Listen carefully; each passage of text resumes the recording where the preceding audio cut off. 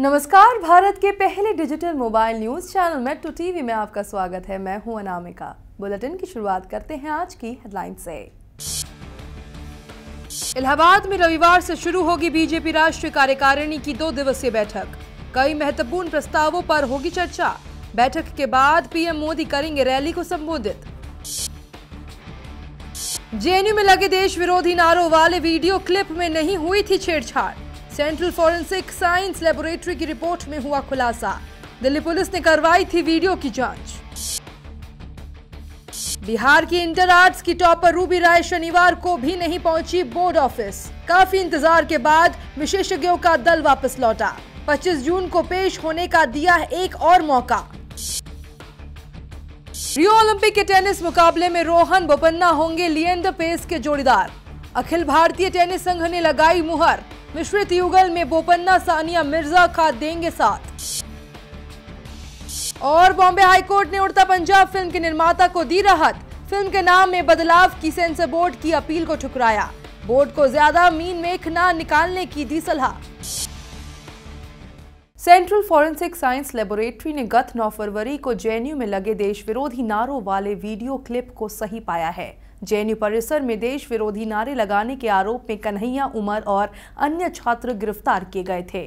फिलहाल कन्हैया और उमर जमानत पर है। आपको बता दें कि संसद हमले के दोषी अफजल गुरु की बरसी पर उमर खालिद ने जेएनयू परिसर में एक कार्यक्रम का आयोजन किया था और इस कार्यक्रम में कथित रूप से भारत विरोधी नारे लगाए गए थे और गत 9 फरवरी को जेएनयू कैंपस में छात्रों को देश विरोधी नारे लगाते समय एक वीडियो को शूट किया गया था और बाद में वीडियो को लेकर दुष्प्रचार किया गया कि वीडियो के साथ छेड़छाड़ की गई है और असली विजुअल और आवाजों में छेड़छाड़ की गई है, जिस पर दिल्ली पुलिस ने वीडियो को फॉरेंसिक जांच के लिए CFSL के पास भेज दिया था।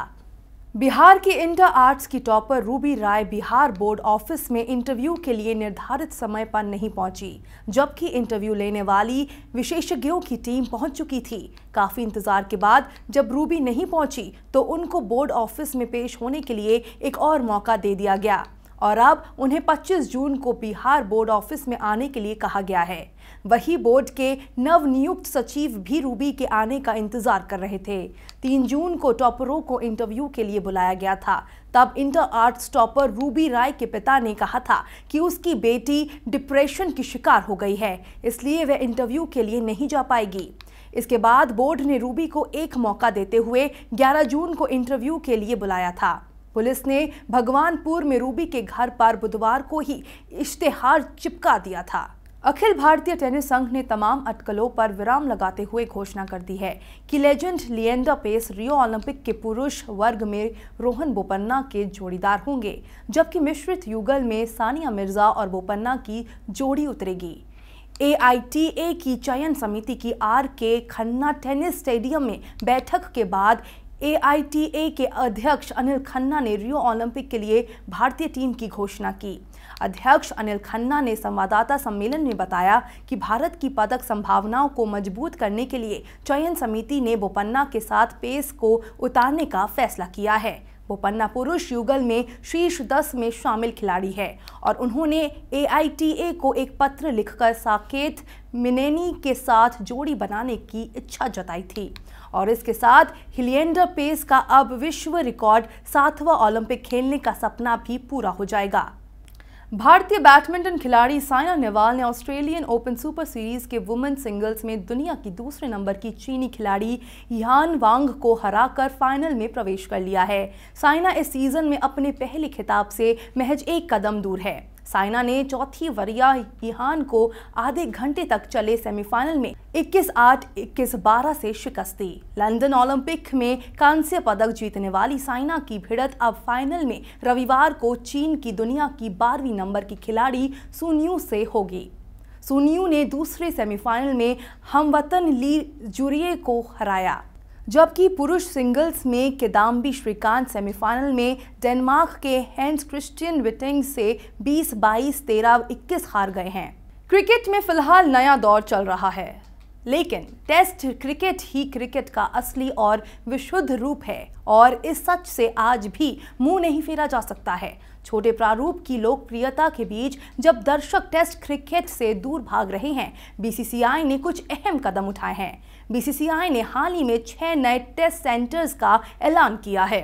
अब बड़े शहरों के अलावा राजकोट, पुणे, विशाखापट्टनम, धर्मशाला, रांची और इंदौर में भी टेस्ट मैच खेले जाएंगे। भारतीय टीम सीजन की शुरुआत जिम्बाब्वे दौरे के साथ ही हो चुकी है। ऐसे में टीम को इस सीजन कुल 17 टेस्ट मैच खेलने हैं। इंडियन टीम को सितंबर 2016 से मार्च 2017 तक के सीजन में टीम को 13 टेस्ट खेलने हैं। बिहार के टॉपर कांड के मुख्य आरोपी बच्चा राय को पुलिस ने वैशाली से गिरफ्तार कर लिया है। बताया जा रहा है कि आरोपी बच्चा राय खुद ही आत्मसमर्पण करने आया था। बिहार पुलिस बच्चा राय को पहले से ही तलाश रही थी। आरोपी बच्चा राय विश्वन राय कॉलेज का प्रिंसिपल है। बिहार में टॉपर कांड के मुख्य आरोपी बच्चा राय पुलिस को चकमा देकर आत्मसमर्पण करने आया था, लेकिन पुलिस ने उसे पहले ही गिरफ्तार कर लिया।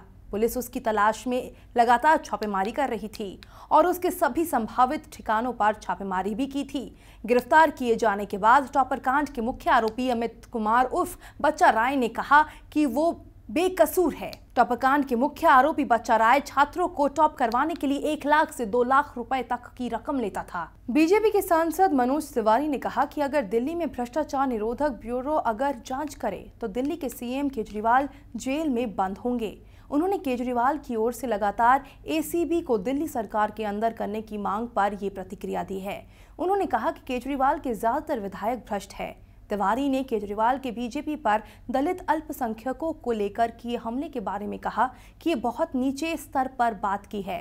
सीएम केजरीवाल की कुछ बातों का जवाब देने का मन भी नहीं करता है। वह एसीबी से पहले खुद की जांच करवा ले। एमसीडी में आने की बात बोलते रहने से क्या होगा। इससे पहले मनोज तिवारी ने दिल्ली में स्वच्छ यमुना का संकल्प लेते हुए यमुना की सफाई के दौरान श्रमदान में हिस्सा लिया। पंजाब के लुधियाना में सड़क पर एक भीषण हादसा हुआ है। एक अनियंत्रित ट्रक ने यात्रियों से भरी एक बस को पीछे से जोरदार टक्कर मार दी। इस हादसे में करीब 20 लोग घायल हो गए, जिनमें आधे दर्जन लोगों की हालत काफी नाजुक बताई जा रही है। यह हादसा शनिवार की सुबह 5 बजे के करीब हुआ। बताया जा रहा है कि इस बस के मालिक पंजाब के सीएम प्रकाश सिंह बादल है। एक्सीडेंट से बस की जो हालत हुई उससे अंदाजा लग सकता है कि टक्कर कितनी जबरदस्त हुई थी। बस के पीछे का हिस्सा पूरी तरह तहस नहस हो चुका है। ट्रक के आगे का हिस्सा भी बुरी तरह से टूटा हुआ है। फिलहाल पुलिस ने सभी घायलों को पास के अस्पताल में भर्ती करा दिया है। एनसीपी के अध्यक्ष शरद पवार के शिवसेना को सत्ता से बेदखल होने की सलाह दी है। शरद पवार मुंबई में एनसीपी की 17वीं सालगिरह पर आयोजित एक कार्यक्रम में बोल रहे थे। इस मौके पर शरद पवार ने शिवसेना के प्रमुख उद्धव ठाकरे के उस विवादित बयान की याद दिलाई, जिसमें उद्धव ठाकरे ने कहा था कि राज्य में नालायकों की सरकार है। उद्धव के इसी बयान को आधार बनाकर पवार ने कहा है कि उद्धव को ऐसी नालायकों की सरकार से दूर हो जाना चाहिए। शिवसेना और बीजेपी के बीच सत्ता को लेकर मनमुटाव बहुत ही पुराना है और शिवसेना सत्ता में रहकर लगातार केंद्र की और राज्य की सरकार पर हमले कर रही है। केंद्र की सत्ता में उचित भागीदारी न मिलने से शिवसेना प्रमुख उद्धव ठाकरे काफी नाराज रहते हैं। बंबई उच्च न्यायालय के कहने पर उड़ता पंजाब के निर्माता फिल्म से वो दृश्य हटाने को राजी हो गए। इसी बीच हाईकोर्ट ने सीबीएफसी यानी सेंसर बोर्ड को नसीहत देते हुए कहा कि वो फिल्मों में हद से ज्यादा मीन मेख ना निकाले।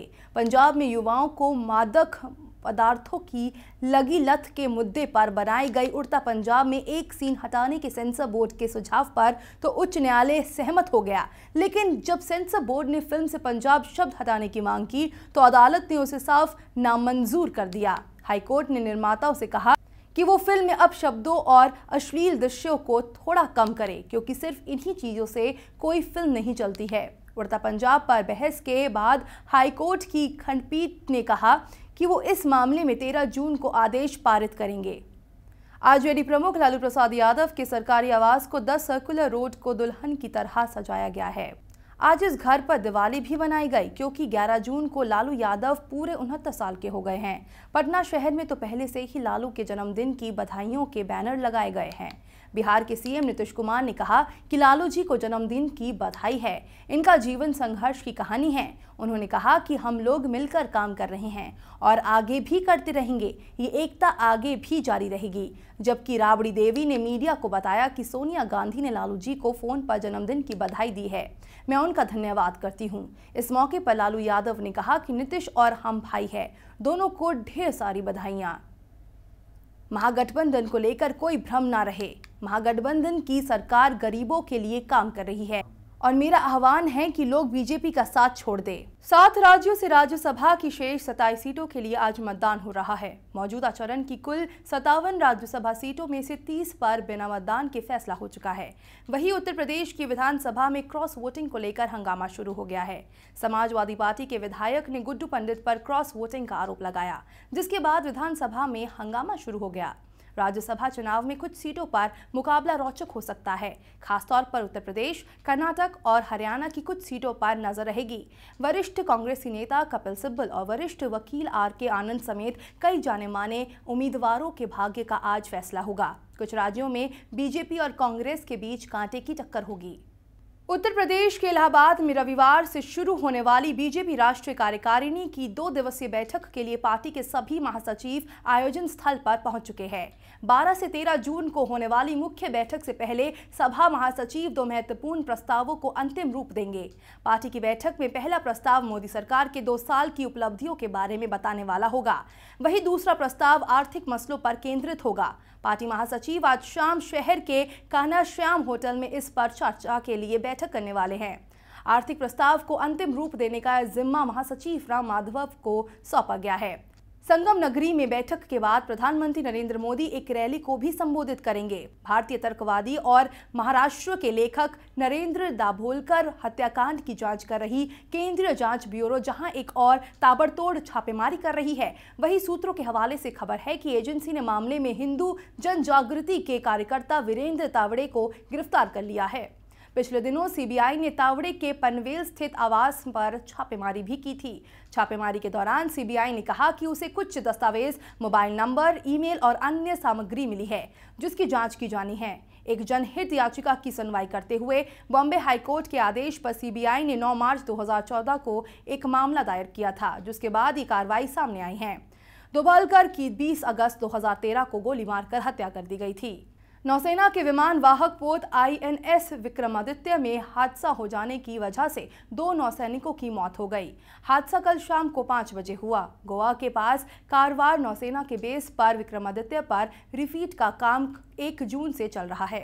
दुर्घटना STP सीवेज प्लांट में जहरीली गैस के रिसाव की वजह से हुआ है। इस हादसे में 2 की मौत हुई है और 4 को बचाकर अस्पताल में भर्ती कराया गया है। इसमें 2 नौसैनिकों और 2 सिविलियन वर्कर हैं। 2 नौसैनिकों की हालत स्थिर बनी हुई है। मरने वालों के नाम है राकेश कुमार और श्रीमोहन दास कोलंबकर। इनके परिवार वालों को इस हादसे की जानकारी दे दी गई है। दिल्ली की आम आदमी पार्टी सरकार ने राजधानी के प्रमुख अखबारों में विज्ञापन देकर ऐलान किया है कि वो बारापुला फ्लाईओवर का नाम बाबा बंदा सिंह बहादुर के नाम पर करने जा रहे हैं। बाबा एक सिख आइकन है, जिनका सिख और हिंदुओं दोनों समुदायों पर प्रभाव माना जाता है। दिल्ली सरकार ने उनके शहादत दिवस के 300वीं वर्षगांठ पर ये कदम उठाने का फैसला किया है। आप सरकार का ये फैसला ऐसे वक्त में आया है जब कुछ दिन पहले ही उसे अखबारों में फुल पेज का विज्ञापन देकर ऐलान किया था कि शहर के हर सरकारी स्कूल में पंजाबी भाषा को अनिवार्य कर दिया जाएगा। खबरों के सफर में फिलहाल इतना ही। देश दुनिया की पल पल की खबरें हम आप तक पहुंचाएंगे एक नए अंदाज में आपके मोबाइल फोन के माध्यम से। तो आप जुड़े रहिए मेट्रो टीवी से। तब तक के लिए नमस्कार।